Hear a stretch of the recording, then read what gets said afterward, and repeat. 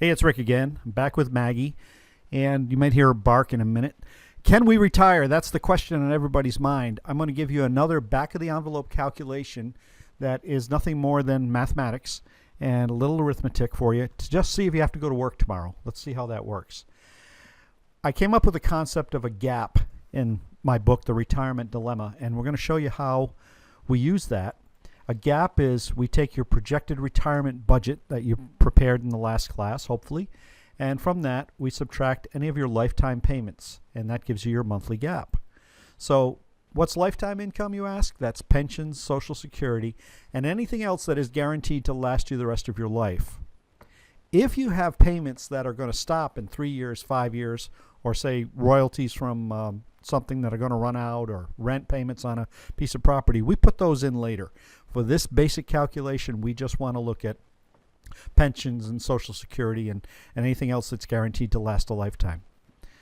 So we have the PRB, less your lifetime income payments. That may give you a monthly gap.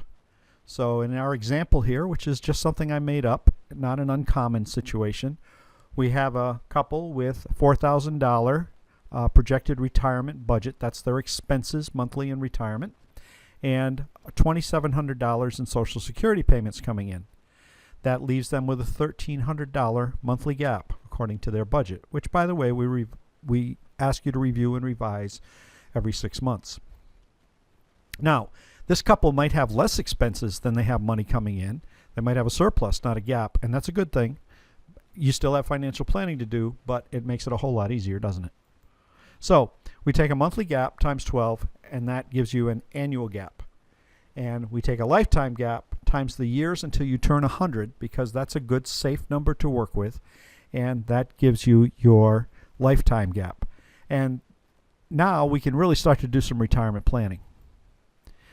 For example, here's a couple that we were talking about. $1,300 times 12 is a $15,600 annual gap. And $15,600 annually times the 35 years until they turn 100 is a $546,000 lifetime gap, which of course is just an example, just hypothetical.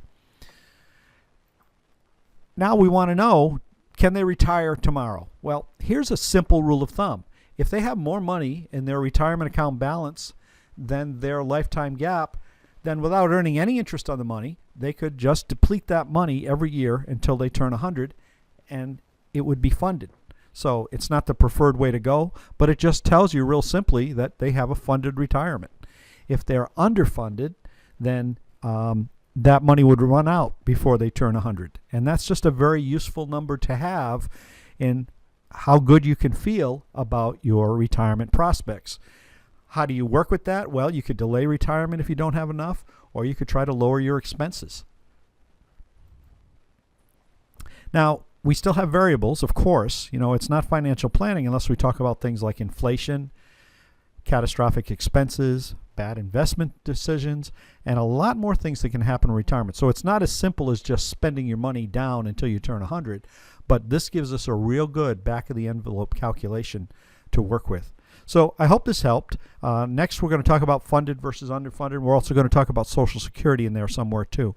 So let's see if we can keep going, and I can help you out some more. If you need anything, of course, please give us a call here at Latitudes.